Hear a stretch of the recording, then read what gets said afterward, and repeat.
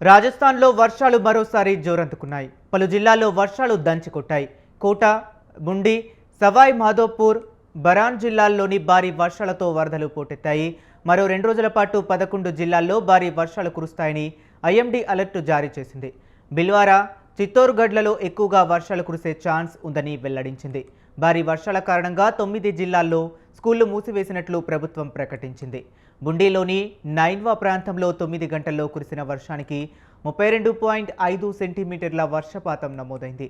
కోట ప్రాంతంలో పరిస్థితి ప్రమాదకరంగా మారటంతో ఆర్మీ అధికారులు ఎన్డీఆర్ఎఫ్, ఎస్డీఆర్ఎఫ్ బృందాలు రంగంలోకి దిగి సహాయక చర్యలు చేపడుతున్నాయి.